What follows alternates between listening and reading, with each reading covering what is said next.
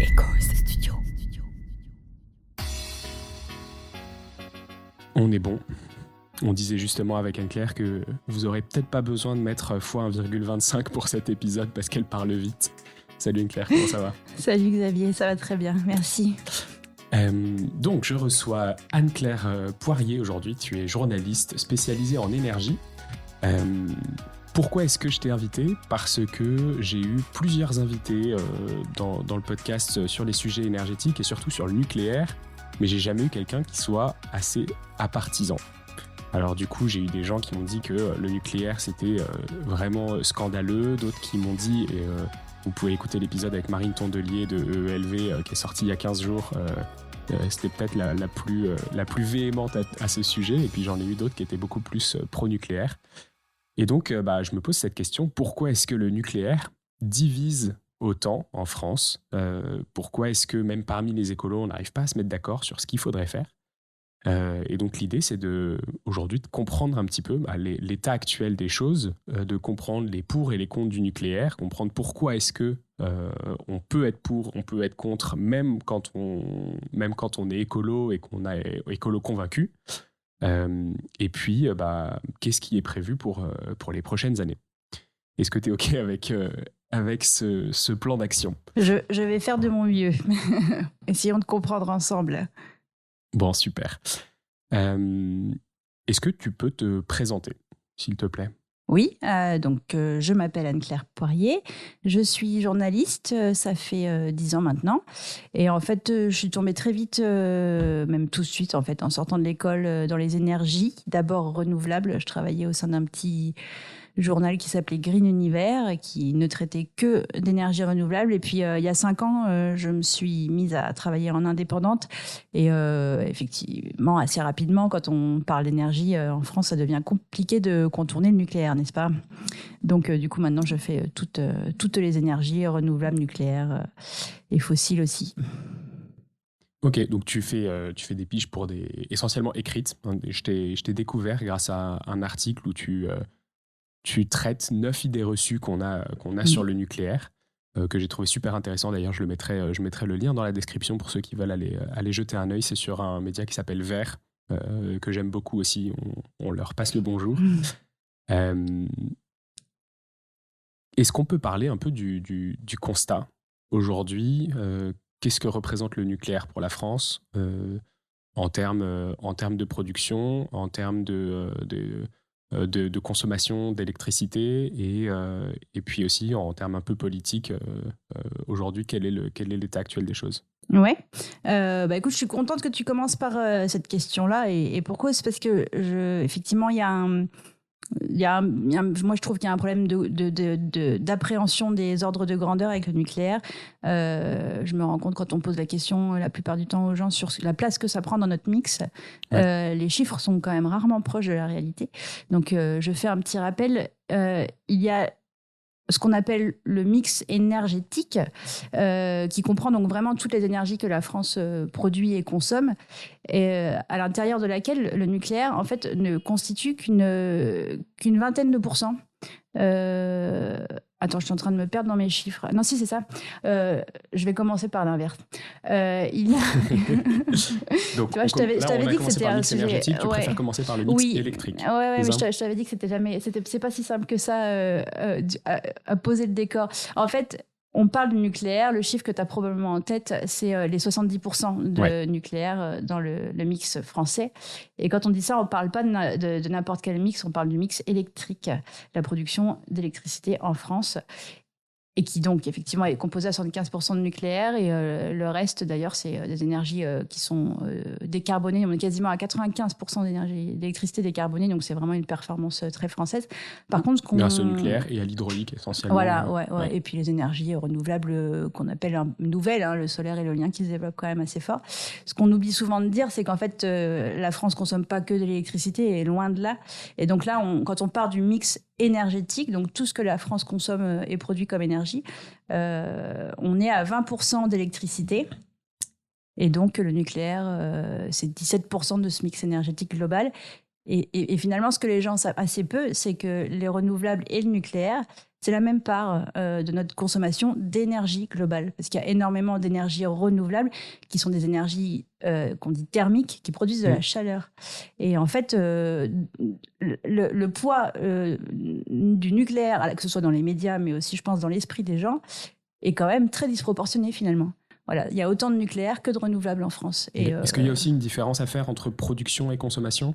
Oui, effectivement, le nucléaire, c'est quasiment 40% de la production d'énergie primaire. Attention, on rentre dans des sujets un peu complexes. Hein.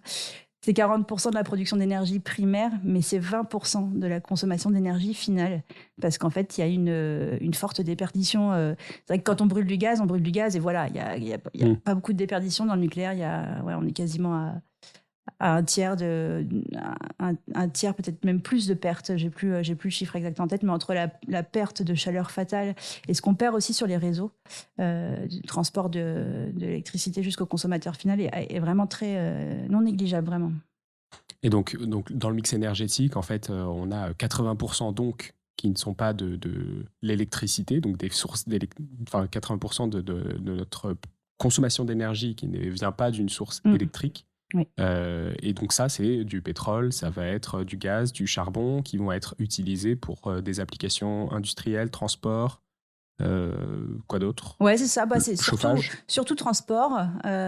Quasiment 45% de notre consommation d'énergie, c'est du pétrole. Hein, donc c'est vraiment le transport, puis les applications qui en sont faites, et la chaleur, beaucoup.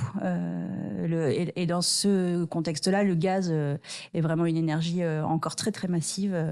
En fait, c'est vrai qu'on parle beaucoup de notre mix électrique, qu'on cherche à décarboner alors qu'il est déjà décarboné. Et le vrai angle mort des politiques publiques de l'énergie aujourd'hui, c'est la chaleur et le transport. Mais le transport, ça se traduit par de l'électrification. C'est quasiment le seul moyen qu'on ait trouvé pour décarboner efficacement. Donc là, on repart sur des questions liées à l'électricité. La chaleur, en France, il y a encore 60% d'énergie carbonée et importée en plus, parce qu'en ce moment, on parle pas mal des sujets liés à la souveraineté énergétique. Voilà. Non seulement ces énergies, elles polluent, mais en plus, elles nous rendent dépendants des voisins. Ok, donc si on continue cet état des lieux, donc c'est 70 ou 75% de la production d'électricité. Ouais. Ça représente combien de réacteurs ? Et aujourd'hui, quel est l'état des lieux de ces réacteurs ? Eh ben, en France, on a actuellement 56 réacteurs en fonctionnement, une douzaine définitivement arrêtés. Et dans ces 56 réacteurs en fonctionnement, il faut préciser qu'en ce moment, on a quand même pas mal de réacteurs qui sont arrêtés de façon temporaire, bien sûr, mais arrêtés quand même, pour plusieurs raisons. Celle qui était la plus prédictible, c'est le fait qu'on a des centrales qui vieillissent. Beaucoup d'entre elles même arrivent à leur fin de vie officielle. En fait, elles étaient programmées pour durer 40 ans. La moyenne d'âge du parc français, c'est 37 ans. Et donc, il a été convenu qu'on les prolongerait si la sécurité, la sûreté le permet, qu'on les prolongerait. Et la prolongation, ça se fait par palier de 10 ans. Et en ce moment, il y a beaucoup de centrales qui sont en train de passer ce qu'on appelle la visite décennale. Et donc là, c'est vraiment un gros chantier, quoi. Les centrales sont arrêtées longtemps.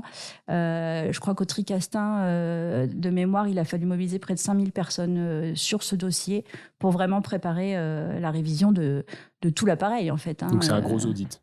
C'est un très gros audit, ouais. Il faut vraiment s'assurer que la centrale peut repartir sur 10 ans supplémentaires. Et il y a des pièces qu'on peut changer, il y a des pièces qu'on ne peut pas changer. Et voilà, donc il faut vraiment vérifier. Okay. Donc ça veut dire que toutes ces centrales-là qui sont à l'arrêt, on a prévu de dépasser leur durée de vie initialement escomptée. Oui, il a été. Alors, moi, je me prononce pas. C'est l'ASN, l'autorité de sûreté nucléaire, qui décidera in fine qui peut passer le cap ou pas. Mais c'est vrai qu'il a été politiquement et industriellement décidé qu'on voulait les prolonger au moins jusqu'à 50 ans. Et puis là, le gouvernement vient d'annoncer que l'idée, c'est de prolonger toutes celles qui pourront l'être au-delà de 50 et peut-être plus même encore. Ok. C'est combien de réacteurs qui sont à l'arrêt, à peu près ? Alors c'est vrai que j'ai commencé par te parler des réacteurs définitivement à l'arrêt, puis je suis passée aux réacteurs arrêtés pour donc maintenance. Il y en a 11 actuellement. C'est vrai que là on est en plein hiver, hein, on est le 8 février. Je ne sais pas quand l'épisode sortira. Donc, tous les réacteurs qui peuvent être en fonctionnement le sont. Enfin, en général, ce qu'on fait, c'est qu'on essaye de mettre les réacteurs à l'arrêt plutôt l'été quand la consommation est la plus basse. Et je te dis ça parce que cet été, on avait plus d'une trentaine de réacteurs qui étaient arrêtés.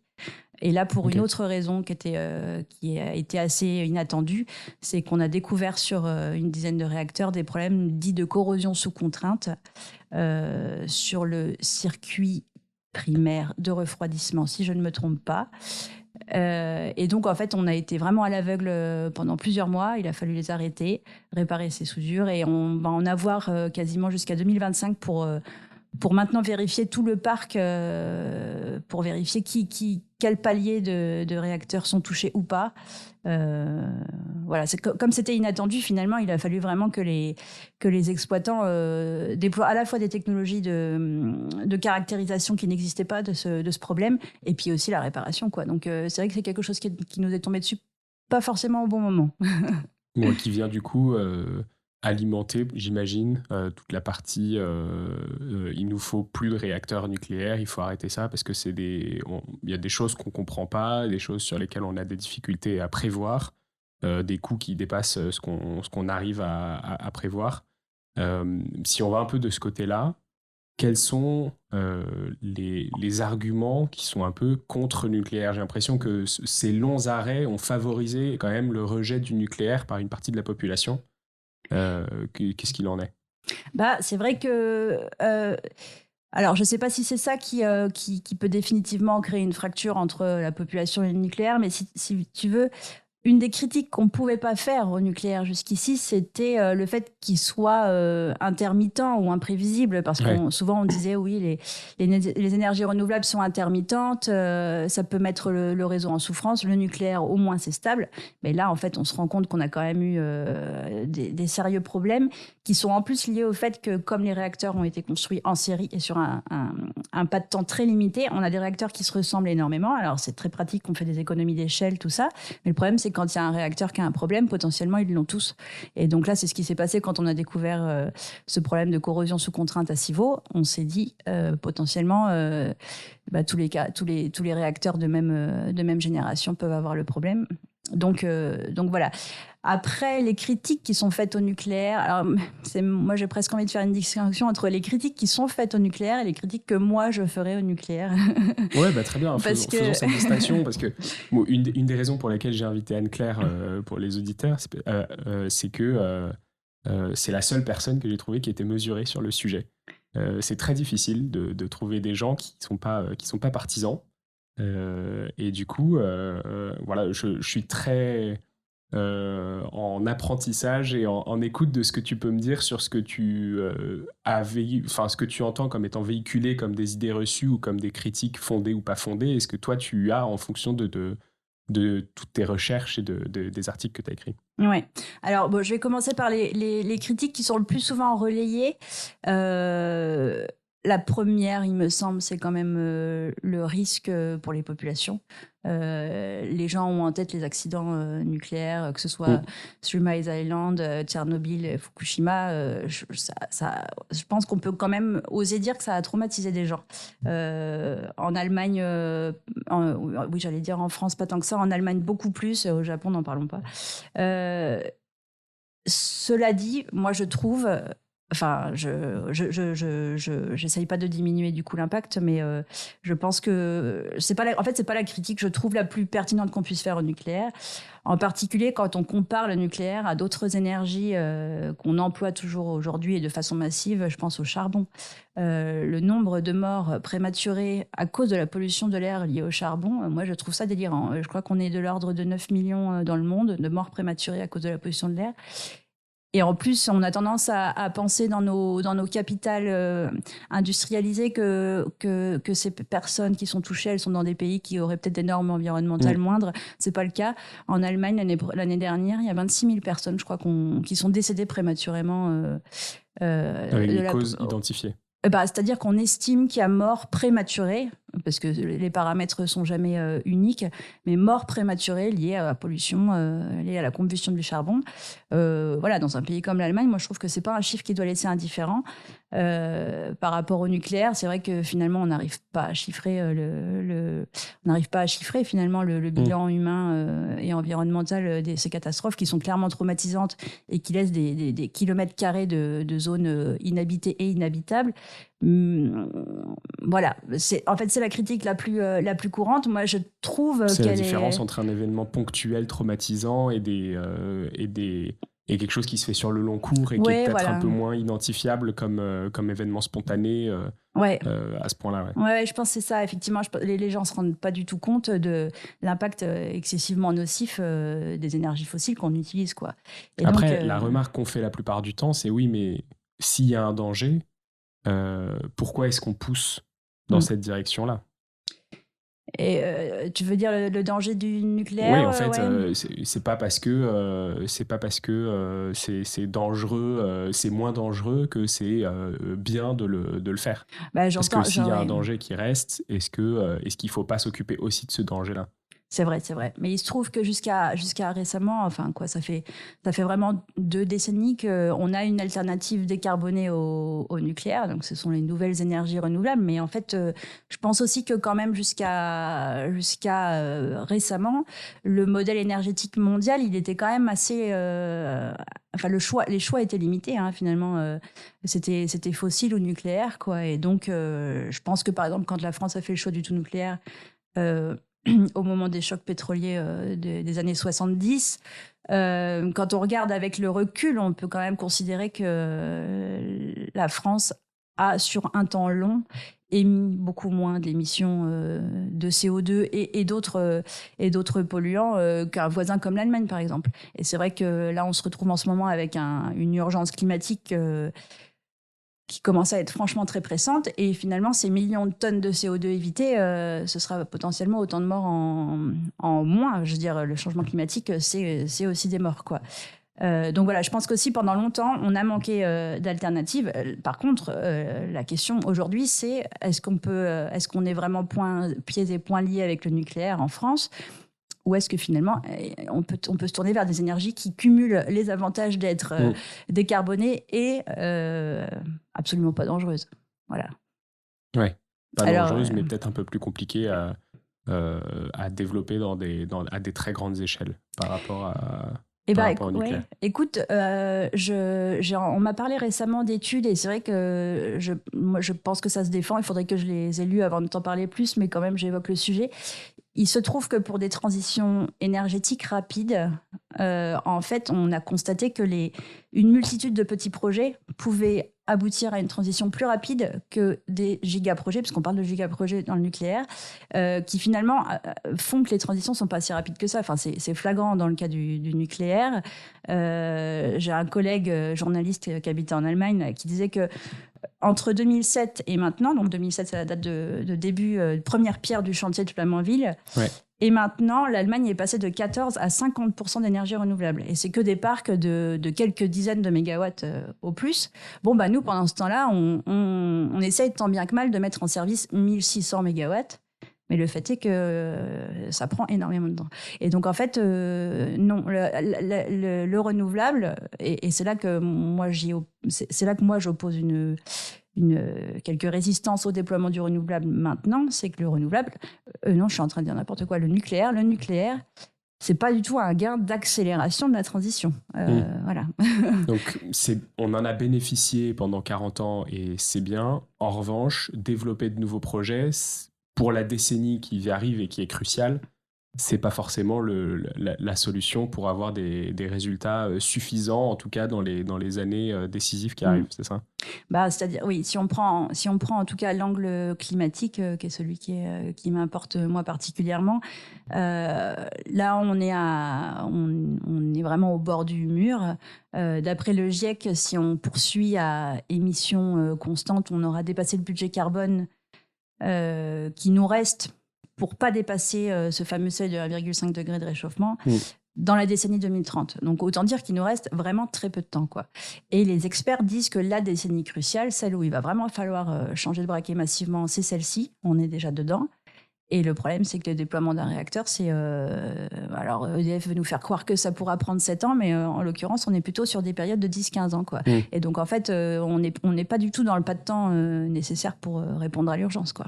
Ouais, mais tu vois, ça amène encore une sorte de rebondissement dans le pour-contre. C'est RTE qui dit dans son scénario c'est Futur énergétique 2050, que se passer des nouveaux réacteurs nucléaires, ça implique des rythmes de développement des énergies renouvelables qui sont plus rapides que ceux des pays européens les plus dynamiques. Et donc là, tu citais l'Allemagne juste avant, où on disait qu'ils sont passés de 14 à 50% pendant que nous, on a développé Flamanville.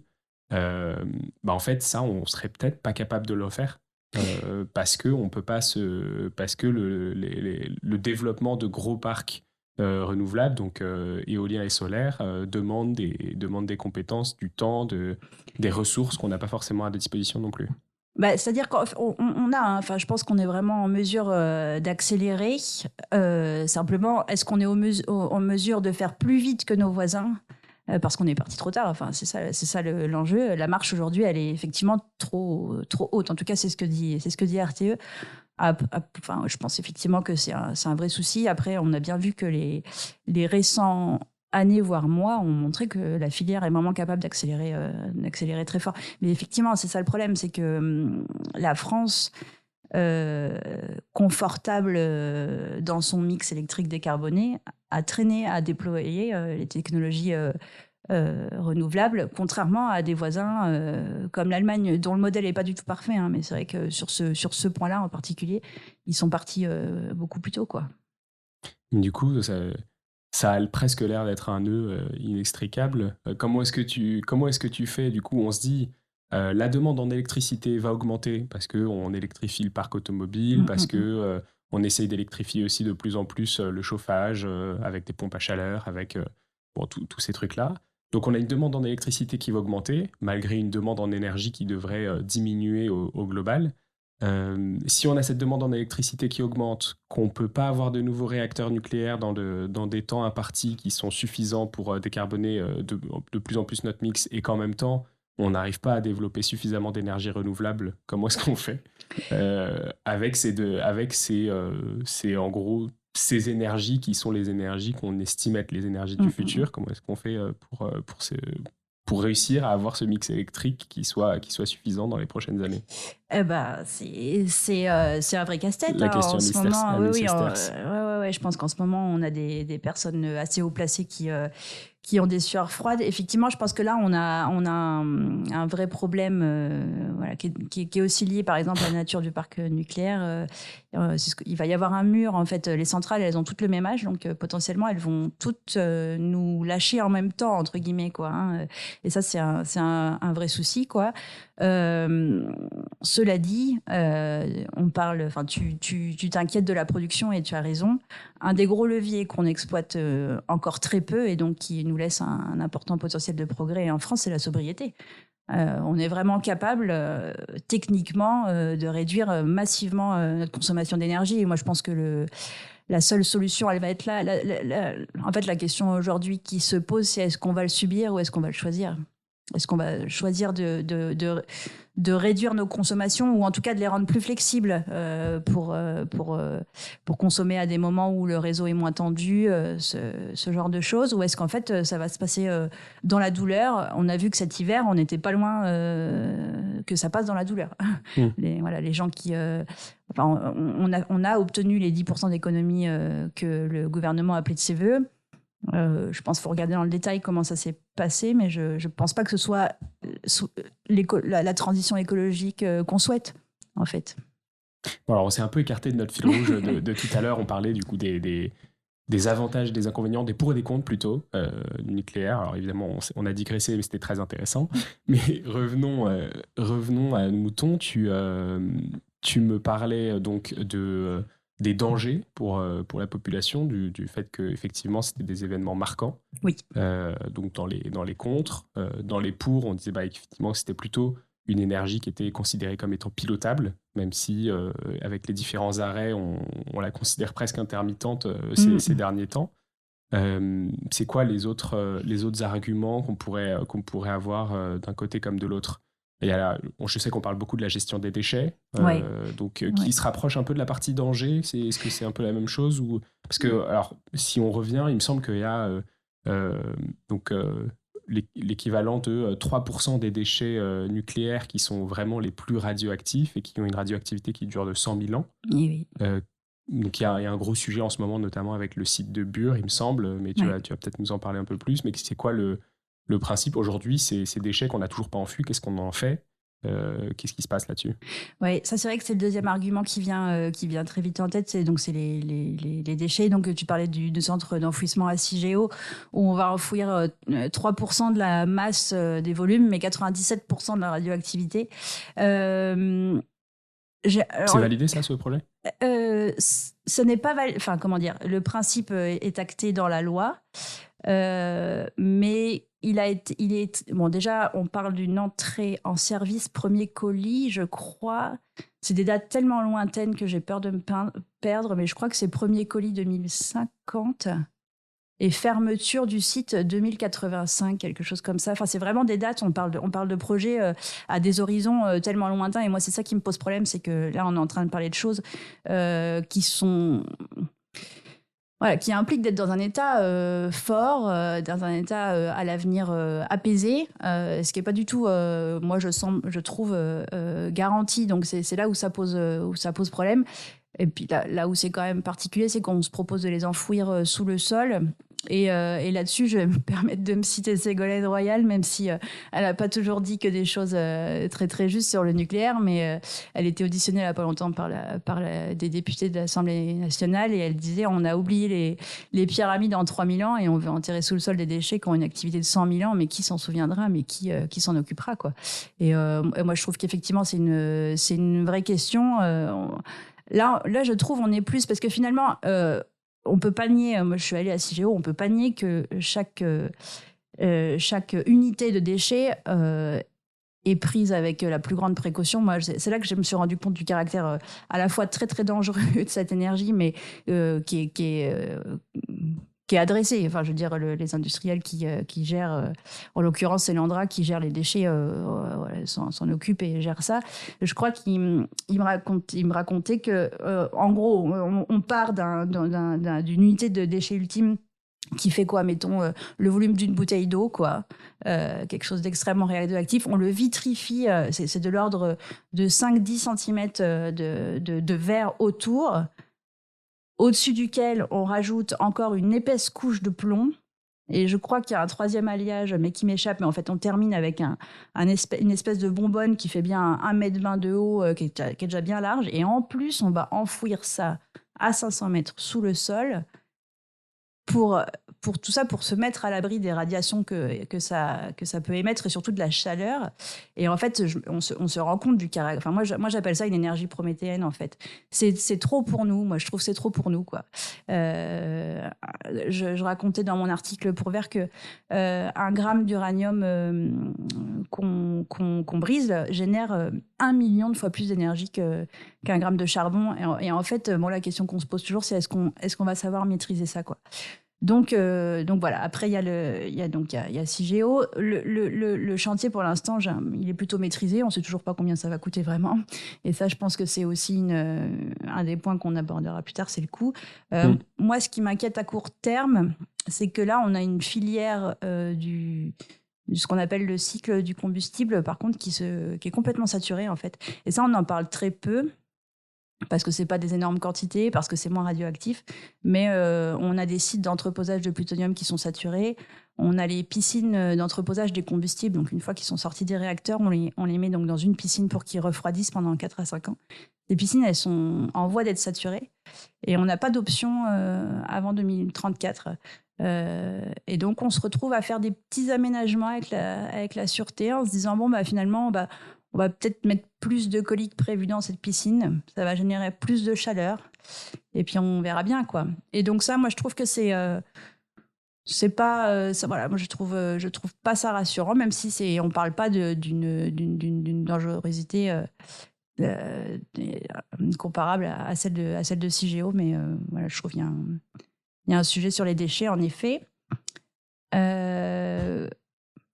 Qu'est-ce que je pourrais te dire d'autre sur les pour, les plus Alors, si on reste un peu sur les contres, moi, ce que j'avais entendu, et j'arrive pas à savoir si c'est anecdotique ou pas, mais c'est que, en fait, les centrales, le refroidissement des centrales pourrait ne pas être suffisamment, comment dire, euh, que garanties. le niveau d'eau des rivières pourrait diminuer et du coup ne pas permettre un refroidissement suffisant des centrales. Et j'arrive pas du tout à me mettre la main sur l'importance de ce facteur-là dans le mix global des pour et des contre. Ouais, alors ça, c'est vrai que oui, tu as dû en entendre parler cet été, parce que c'est vrai qu'avec la sécheresse qu'on a eue, le sujet s'est vraiment présenté. Il y a des réacteurs qui ont été mis à l'arrêt. Alors, en fait, il y a deux sujets. Il y a le sujet des rejets thermiques du réacteur. Donc, le réacteur en fonctionnement rejette de l'eau très chaude dans les fleuves attenants. Et effectivement, il se trouve que quand l'étiage du fleuve devient trop faible, on est obligé de réduire la puissance du réacteur. Mais là, en l'occurrence, c'est pas tant pour des questions de sûreté du réacteur, c'est plus pour la biodiversité des fleuves autour, en fait. Parce que quand on envoie de l'eau à 30 degrés dans un fleuve, en général, l'écosystème, et notamment la faune, a du mal à encaisser le choc. Donc, donc du coup, c'est un sujet, parce que finalement, à l'avenir, les réacteurs nucléaires ne pourront plus être implanté auprès de certains fleuves dont l'étiage est en baisse, on le sait, quoi. Donc là, on est plus sur l'aspect biodiversité. Par contre, il y a un autre sujet qu'on a aussi, pas découvert cet été, mais confirmé cet été. En fait, si tu veux, pour la sûreté du matériel, à l'intérieur des centrales, il ne faut pas qu'on dépasse une certaine température. Et j'ai été assez surprise de constater que cette température, elle n'est pas si élevée. En fait, au-delà de 50 degrés, on a déjà des systèmes de contrôle-commande qui peuvent souffrir, des équipements qui souffrent de la chaleur. Donc, on sait ça. On sait que le climat se réchauffe et EDF, donc, a prévu, si tu veux, à dimensionner ces centrales en fonction d'une température extérieure maximale. Et puis ensuite, on adapte les modèles de ventilation pour pas qu'à l'intérieur de la centrale, il fasse trop chaud. Ce qu'on a constaté cet été, et c'est arrivé aussi en 2019, c'est qu'en fait, EDF est en train de EDF se fait rattraper par le changement climatique. Ça va plus vite que prévu. Et en fait, les prévisions qui devaient rester théoriques sont dépassées, et sont dépassées de beaucoup. Cet été, à Gravelines, je crois que c'est Gravelines, Panly et Flamanville, me semble-t-il, on a les températures maximales théoriques qui ont été dépassées de 2 à 3 degrés, en fait. Donc, c'est pas rien quand même, quoi. Et ça pose aussi la question de qu'est-ce qui se profile pour les réacteurs, du coup, qu'on compte installer là, à horizon 2035. Est-ce qu'on a bien prévu ce que ça implique en termes de changement climatique, parce que c'est des centrales qui partent pour durer 40, 50, 60 ans, et que le climat, nous dit-on, se réchauffe plus vite que prévu. Mais ça, du coup, on n'en a pas parlé, mais il y a des constructions qui sont prévues, donc des nouveaux réacteurs qui sont en planification de construction ou qui sont en cours de construction déjà. Alors, on a le fameux réacteur de Flamanville qui est en construction depuis 2007. On nous promet une entrée en service mi-2024, mais bon, c'est vrai qu'il y a eu déjà une bonne dizaine de retard, décalage, donc moi je serais pas étonnée qu'il y ait encore quelques mois de décalage. Et puis donc sinon, à part Flamanville, qui c'est vrai qu'il est un peu seul au milieu on a eu vraiment un train très intense de construction de nos 56 réacteurs. Ensuite, plus rien pendant 20 ans. On construit Flamanville. De nouveau, plus rien.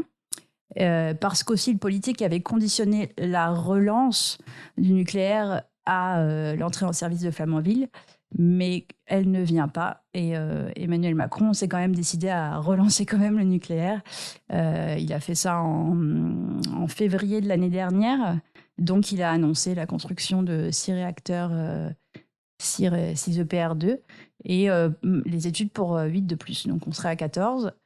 En faisant ça, il a vraiment choisi enfin, on peut pas appeler ça vraiment une relance, puisque le nombre de réacteurs finira quand même par baisser à horizon 2050. Mais ouais, il y a un gros maintien, puisqu'il a assorti ça aussi d'une prolongation de tous les réacteurs qui pourront l'être. Ouais, c'est ça. Mm. Bon, je pense qu'on a dressé un bon constat de tout ce qu'on peut avoir contre. Je ne sais pas s'il y a d'autres éléments avant qu'on passe un peu à ce qui va dans le bon sens. Si, moi, j'insiste quand même sur le contre. Enfin, c'est mon contre à moi. Enfin, c'est pas que le mien, mais ton contre de cœur. Oui, non, mais c'est-à-dire que si tu veux, moi, j'ai réalisé assez tardivement. Je fais de l'énergie depuis 10 ans. On nous parle en France du nucléaire comme d'une énergie comme les autres. D'ailleurs, c'est ce qu'on est en train de faire depuis le début. Hein. Ouais. On parle de nucléaire comme d'une énergie, point. Le nucléaire, c'est pas une énergie comme les autres. Déjà, le nucléaire, à la base, c'est militaire. Les premières centrales nucléaires, à la base, elles n'étaient pas faites pour produire de l'électricité, elles étaient faites pour produire du plutonium. Et incidemment, on s'est rendu compte que ça faisait de l'électricité. C'est devenu le nucléaire civil. Ça pose quand même des questions, parce qu'aujourd'hui encore, les process d'enrichissement de l'uranium, pour faire de l'uranium comme combustible pour les centrales civiles, le process, finalement, il n'est pas si différent que celui de la bombe nucléaire. Simplement, on enrichit plus quand c'est une bombe nucléaire. Et donc, partant de là, on a intérêt de confier le process à des pays qui sont quand même très stables et très sûrs et pas trop belliqueux. Donc, il y a eu des traités de signés pour justement éviter que ces technologies soient trop propagées. Il y a quelques pays aujourd'hui, dont la France, donc, qui en disposent. Et ce que ça fait, en fait, enfin, moi, ce qui m'intrigue, en fait, c'est que quand un pays donc, qui ne maîtrise pas, en fait, la fabrication de combustible pour les centrales nucléaires, en fait, il est obligé de s'approvisionner auprès de certains autres. Donc, il y a la Chine, il y a la Russie, il y a la France, les États-Unis, l'Angleterre. Je crois que le Japon et l'Allemagne ont rejoint sur le tard ce petit club des pays qui ont le droit de produire de l'uranium. Mais donc, en fait, ça crée des relations très intenses, que moi, je ne trouve pas forcément saines, entre certains pays, en fait. Un pays qui se retrouve à... D'ailleurs, là, on l'a vu avec la crise russe, les pays qui s'approvisionnent en combustible auprès de la Russie, dont la technologie est russe. Voilà, moi, je trouve que ça crée des liens pas forcément sains entre les pays, qu'on n'a pas du tout avec les énergies renouvelables. On l'a par contre avec le fossile, hein, clairement, on se retrouve dans des liens de dépendance avec les pays producteurs de pétrole. Je trouve que c'est un des gros avantages qu'ont les renouvelables, c'est qu'on sort complètement de cette relation de dépendance entre les pays. Donc voilà, c'est ce dernier point, moi, ce point que j'aime à souligner quand même. Le nucléaire n'est pas une énergie comme les autres. Ok, effectivement, c'est un point que j'avais pas du tout en tête, en fait, cette partie géopolitique qui semble hyper importante finalement, mais qui est pas trop adressée dans les débats qu'on a au niveau national, j'ai l'impression. Je sais pas ce que t'en penses. Bah oui, mais c'est vrai qu'en France, nous, on a, en fait, là pour le coup, on est dans l'exception française la plus typique. Nous, on maîtrise à la fois l'aval et l'amont du cycle, et donc en fait, on est indépendant avec des guillemets quand même, puisqu'on ne produit pas d'uranium. En tout cas, on n'en extrait plus en France. Mais c'est vrai que peu de pays sont dans notre cas. Mais enfin, finalement, nous, en France, on ne se pose pas la question, mais on voit bien qu'au niveau mondial, le nucléaire reste très marginal. Hein. On est aux alentours de 5% de l'énergie produite dans le monde, donc c'est vraiment une énergie marginale ailleurs qu'en France. Et c'est notamment pour cette raison-là. Enfin, je veux dire, tous les pays n'ont pas forcément envie de rentrer dans une relation de telle dépendance avec la France ou avec d'autres, quoi. Donc... moi, je pense qu'il vient profondément d'ici, l'absence de développement du nucléaire au niveau mondial. Et dans le cas des renouvelables, si on veut les développer de façon massive, on a un besoin quand même de minerais, de ressources qui est énorme. Est-ce qu'il y a cette dépendance aussi qui existe sur ce segment ?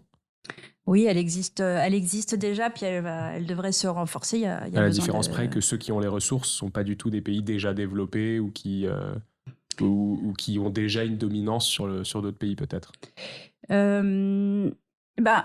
En fait, bon, ça dépend déjà de quel minerai on parle. La Chine a, pour le coup, une mainmise terrible sur mais non seulement l'extraction des minerais, mais en fait, surtout, elle s'occupe beaucoup du raffinage. Donc, en fait, même si elle n'extrait pas sur son sol, à un moment donné, les minerais repassent par la Chine pour être raffinés. Ça, c'est quelque chose qui pourrait changer et c'est un sujet qu'on commence à voir un peu poindre en France. C'est dans quelle mesure, à un moment donné, on va prendre notre part. Les énergies renouvelables ne sont pas des énergies propres. Et en fait, effectivement, il va falloir assumer à un moment donné cet aspect-là. Et il y en a et de plus en plus qui commencent à dire qu'il faut rouvrir des mines en France. Le sujet s'est porté dans l'actualité il y a quelques semaines déjà. Imerys a annoncé l'ouverture d'une mine de lithium en France, par exemple. Et donc là, ça est utilisé surtout dans les batteries de véhicules électriques et dans les batteries tout court d'ailleurs. Mais c'est un vrai sujet parce que finalement, c'est pas une activité propre du tout. Une mine propre, ça n'existe pas. Mais ça va être difficile de développer des technologies décarbonées sans ça. Et surtout, à un moment donné, la France importe beaucoup de ses émissions et donc laisse le soin à certains pays d'extraire et de polluer leur environnement. Je pense qu'à un moment, il va falloir assumer, quoi. Voilà. Après, ce que tu posais comme question sur le manque éventuel de minerais critiques pour le développement de certaines énergies renouvelables, ça c'est un sujet que l'Agence internationale de l'énergie a abordé le sujet. Et en fait, c'est pas tant qu'on va manquer de ces minerais, c'est que pour ouvrir une mine, il faut environ une dizaine d'années et qu'en fait, on va se retrouver avec un goulot d'étranglement en fait, où, au moment où la demande va devenir beaucoup trop élevée et les mines supplémentaires n'auront pas encore ouvert. Et donc ça, c'est un vrai problème que souligne l'Agence internationale de l'énergie, c'est qu'en fait, ça risque de ralentir la transition énergétique à un moment donné où on aura énormément besoin d'accélérer. Et on a commencé à le voir avec la pénurie des microconducteurs, dans des supraconducteurs, je crois. Oui. Dans tous les ordinateurs, ce qui a amené toutes les puces électroniques à avoir du retard de production, etc. Donc on a commencé à le voir un peu dans notre quotidien tech, mais on va commencer à le voir dans notre quotidien énergétique peut-être dans les prochaines années du coup. De toute façon, là, on rentre dans une ère de pénurie. Ouais, je pense qu'on va manquer d'énergie, on va manquer de matériaux. Et ça a commencé avec le Covid, mais ce que les gens n'ont pas forcément compris, c'est que ça ne s'arrêtera pas, selon moi. C'est un peu anxiogène, mais je comprends bien le principe. Ouais. Bon, on a déjà bien dressé à ce constat-là des contres. Quels sont les... Je suis désolé, t'as froid. Oui, je me rhabille un petit peu, sinon je vais finir par grelotter contre le micro.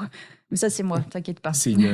On est en sobriété énergétique aujourd'hui, Claire. Ouais, c'est encore l'hiver. On ne sait jamais, des fois qu'on ait une alerte éco-watt de couleur orange. N'allumons pas les chauffages. Je suis désolé, c'est juste parce que j'étais pas à la maison ce matin et du coup, le chauffage s'est lancé tard. Pas de problème. Bon, quels sont les pour de ce nucléaire alors? On en a parlé un petit peu au tout début. Qu'est-ce qu'on a dit? On a dit que, effectivement, il y avait cette indépendance énergétique. On a dit que c'était une énergie qui était pilotable. Oui. Qu'est-ce qu'on a qui pourrait justifier éventuellement donc la prolongation de ces réacteurs via les validations de l'ASN, l'Autorité de sûreté nucléaire, ou la construction de nouveaux réacteurs? En fait, tu viens de les énoncer, toutes ces raisons pour. En fait, ce que disent tous les experts, y compris RTE, c'est que les énergies renouvelables, elles sont intermittentes et passer un certain seuil dans le mix, on parle de 50%, 60%, ça commence à mettre le réseau à rude épreuve. Et donc, on a besoin d'énergie pilotable. Et c'est vrai que, alors qu'on a déployé un outil industriel relativement performant en France, ça paraîtrait, c'était très intriguant par exemple d'avoir inscrit dans la précédente programmation pluriannuelle de l'énergie, donc c'était sous François Hollande, qu'on allait fermer prématurément 15 réacteurs, quoi. Alors que ils sont là, ils produisent une énergie décarbonée et en fait, les désactiver tant qu'on n'est pas sûr que le réseau est prêt, c'est vrai que ça ressemble plus à de l'idéologique. Mais là, on parle quand même encore juste d'une transition. On parle pas d'un facteur positif qui nous donne envie d'en refaire plus derrière. On parle juste de garder ceux qui sont actifs. Donc, c'est pas tout à fait vraiment en faveur d'eux, j'ai l'impression. C'est vrai, oui, c'est vrai. C'est pas évident. Hein. C'est pas évident parce que d'un côté, j'ai envie de te dire qu'on aura besoin de ces réacteurs. Simplement, moi, j'ai un tout petit peu de mal à imaginer qu'ils rentrent en service un jour, les 6 dont on parle. Et là, on n'est plus en train de parler de l'énergie, mais plutôt de l'exploitant. EDF est pas en forme du tout financièrement. Ben on voit là, c'est en cours de renationalisation parce que si c'était une entreprise privée, de toute façon, ils auraient déjà fait faillite. Et donc, en fait, c'est vrai que c'est pas facile de s'imaginer. Moi, en tout cas, je compte pas dessus à moyen terme parce que je pense qu'on va avoir des difficultés à aller construire ces 6 réacteurs supplémentaires, quoi. Il y a un problème de compétences avéré qui ont été perdus parce qu'on n'a pas construit de nouveaux réacteurs. Il y a un problème de financement important. C'est très capitalistique de construire un réacteur nucléaire. Donc là, c'est l'État qui va prendre en charge la facture et ça n'aurait pas été possible autrement.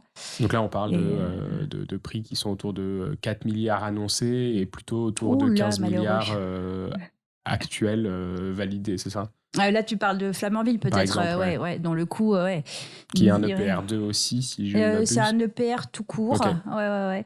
On partait à 3,3 milliards en 2007 et on est à 19 milliards là. Ouais, c'est ça. Et ça, c'est vrai que... Et ça, pour le coup, c'est pas qu'en France. Le GIEC le mentionne dans son rapport. Le coût du nucléaire augmente tendanciellement et les durées de construction aussi. C'est pas qu'en France. Et c'est vrai que c'est totalement l'inverse des renouvelables pour le coup. Donc, le coût baisse. Et puis, les durées d'installation diminuent. Donc, voilà. Mais c'est vrai que c'est une énergie décarbonée, sinon la plus décarbonée, dont il serait dommage de se passer en France, en tout cas maintenant. Mais voilà, c'est vrai qu'on s'est mis dans des... Voilà, je dis je m'identifie pas spécialement à EDF, mais la filière va pas bien en ce moment, quoi. C'est pas du tout facile. Et c'est vrai il y a une telle compétitivité des énergies nucléaires que même si c'est très politique, l'énergie, au bout d'un moment, le marché aussi, finalement, impose sa loi. Et ça va être compliqué au bout d'un moment de défendre une énergie à 130 € du mégawattheure quand on construit des parcs éoliens en mer à 47, quoi. Et donc, je veux dire, même si l'État soutient intensément cette filière, actuellement, il y a des réalités économiques qui font qu'il y a d'autres énergies qui font leur révolution actuellement, quoi. Donc je suis bien embêtée de te on va se retrouver avec les raids pro-nucléaires dont tu me parlais juste avant qui vont débouler sur le podcast. Hein. Oui, je pense que quand ils vont m'entendre, ils vont pas être très évidents, d'autant plus qu'il y a un dernier contre qui m'est venu en tête. Je suis un peu obligée de t'en parler parce que quand même on est en plein dedans en ce moment. Il y a un débat, un débat public sur la pertinence ou pas justement de relancer ces réacteurs nucléaires. Et il se dit, à juste titre, qu'en fait, ce débat public, il sert pas à grand-chose puisque les décisions sont prises. Le politique s'est prononcé fort. Il y a en ce moment une loi d'accélération du nucléaire qui est en examen au Parlement. Alors, l'objet de cette loi, c'est pas d'acter les réacteurs, mais de faire en sorte que leur construction soit plus rapide. Et c'est vrai que ça c'est depuis toujours le rapport du nucléaire à la démocratie, finalement, on peut dire. Il est pas évident. C'est une énergie qui est si puissante et si imposante et surtout si liée à l'État. Enfin, je veux dire, c'est très centralisé, en fait. C'est pas du tout une énergie décentralisée comme peuvent l'être des petits parcs. Ouais. Et puis, il paraît, ça semble impossible qu'il en soit autrement un jour.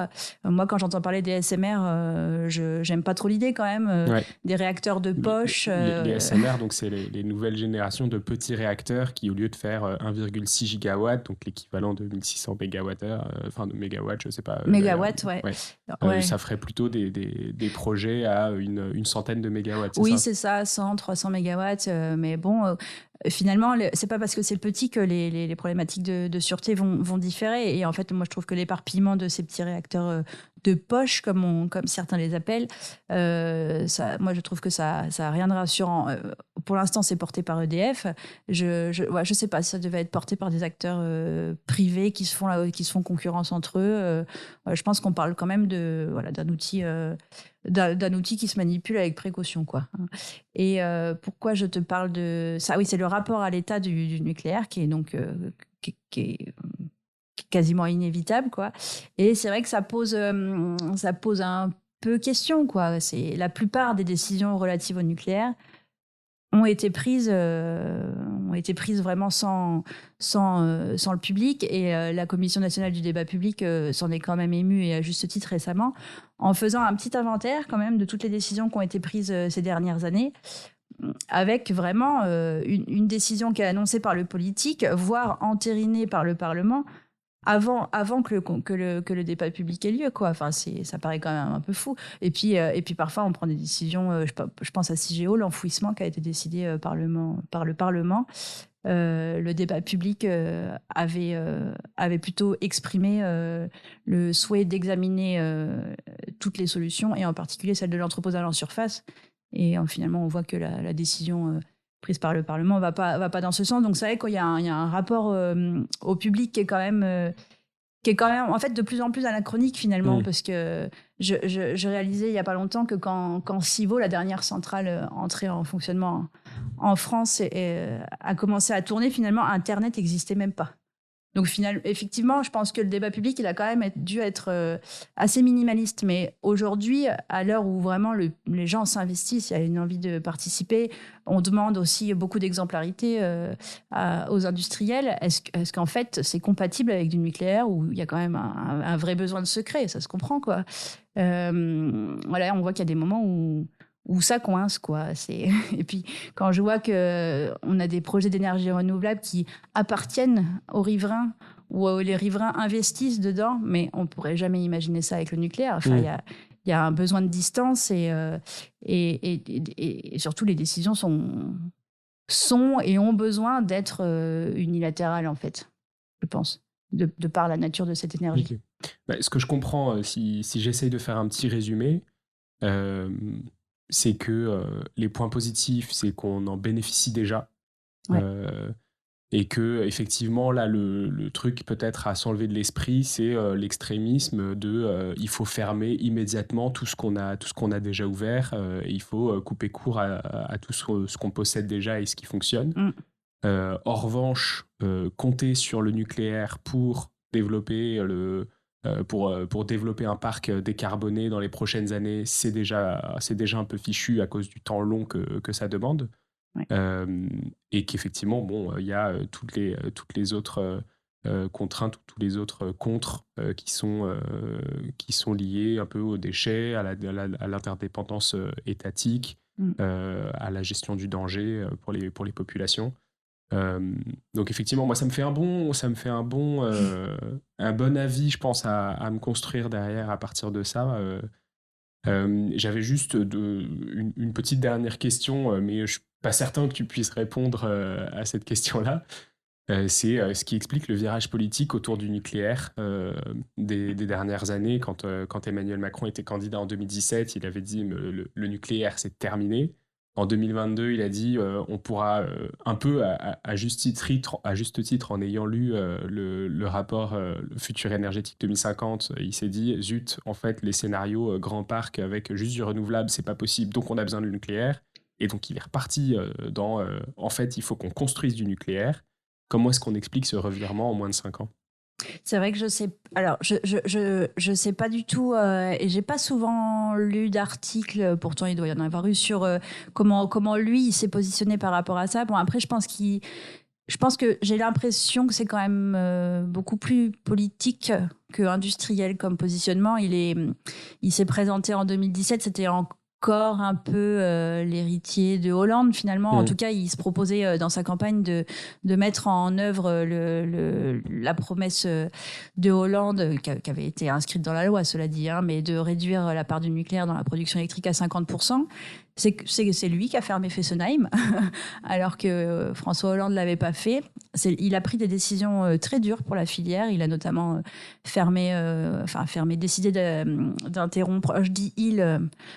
je ne sais pas si c'est lui en personne, mais en début de son mandat, là, on a décidé d'interrompre un prototype qu'on appelle de 4e génération, qui était vraiment le rêve de la filière, d'un jour fermer le cycle, utiliser du coup faire en sorte que les déchets du nucléaire n'en soient pas, puisqu'ils se transformeraient en matière réutilisée comme combustible dans ce prototype de réacteur. Bon, mais il a été mis fin à ces jours. Et donc c'est vrai le quinquennat a commencé par des décisions difficiles pour la filière et s'est terminé sur une note totalement inverse. Moi, j'ai un peu l'impression que la campagne présidentielle telle qu'elle se profilait là en 2022, la droite était quand même en force, et la droite est très pro-nucléaire. Quand on écoute les programmes, que ce soit de la droite ou de l'extrême droite, on est sur des relances massives du nucléaire que même la filière dit ne pas être en mesure d'assumer. Mais je me demande s'il n'y a pas un petit peu de ça, en fait. Il a compris que l'électorat à séduire, en priorité, c'était l'électorat de droite. Et donc, il est parti sur une relance très offensive du nucléaire. Moi, je ne vois pas trop d'autres explications. Probablement aussi, et ça doit compter, le nucléaire, c'est une filière qui compte quand même 220 000 employés. Et aussi qui est très bien répartie dans le territoire. Et donc, en fait, ça parle aux gens et c'est sensible. C'est bien accepté, d'ailleurs, dans les territoires, les centrales nucléaires. Donc, je pense qu'il y avait ce sujet aussi lié à la filière et aux gens qui en vivent. Mais c'est vrai que j'ai pas tellement d'autres explications. Je ne sais pas si lui, personnellement, par exemple, a changé d'avis sur le sujet, ou si c'est de l'opportunisme. Je suis bien incapable d'en dire plus par rapport à ça. Ok, bah écoute, merci beaucoup. J'espère que les auditeurs qui sont encore là, les plus fidèles, vous avez ce qu'il vous faut pour vous forger votre propre avis sur la question. C'est ça qui m'intéresse, que vous soyez en mesure d'avoir la possibilité de débattre sur le sujet avec des arguments qui vous sont propres. À partir de ce qu'on a dit, je pense qu'on peut être pour, on peut être contre, on peut avoir un avis un peu moins tranché que ce qui existe aujourd'hui dans le débat. C'est aussi un peu mon objectif, c'est quand même de vous donner les clés pour que vous puissiez comprendre ces débats-là. Donc j'espère que c'est ce qu'on aura fait aujourd'hui avec Anne-Claire. Merci beaucoup pour ton passage dans le podcast. Est-ce que tu as un dernier mot que tu veux ajouter sur quelque chose qu'on n'a pas dit ? Non, j'espère juste par mon enthousiasme pas du tout fin, avoir peut-être donné un peu envie aux gens de se renseigner sur l'énergie. C'est vrai que c'est quelque chose que moi je trouve passionnant, mais je suis obligée de constater que c'est pas du tout le cas de nos amis auditeurs. Les sujets énergie sont quand même souvent délaissés, et pourtant vraiment ça vaut le coup de s'y intéresser, parce que c'est crucial, quoi. C'est notre quotidien, puis c'est aussi 75% de nos émissions de gaz à effet de serre. Donc, il faut s'y pencher. Donc voilà, j'espère avoir fait de mon mieux pour donner un peu envie de continuer à lire et à écouter sur le sujet. Pas que du nucléaire, bien sûr, mais des énergies en général. Ouais, bah écoute, je suis bien d'accord avec tout ça. Merci beaucoup. Salut.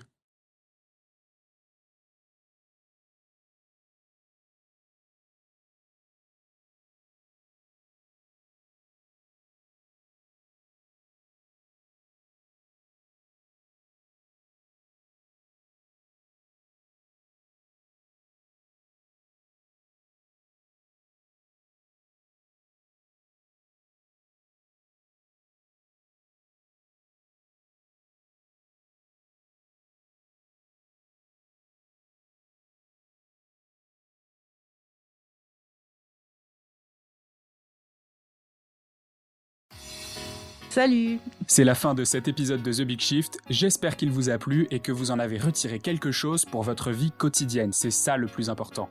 C'est beaucoup plus simple de parler du sujet sensible de l'environnement quand ses amis ou sa famille sont vraiment informés, alors partagez le plus possible The Big Shift, ça aidera tout le monde. Et si vous avez des questions, des sujets que vous souhaitez qu'on aborde, des invités que vous voulez entendre, ou tout simplement que vous voulez qu'on discute de cet épisode, envoyez-moi un message sur LinkedIn.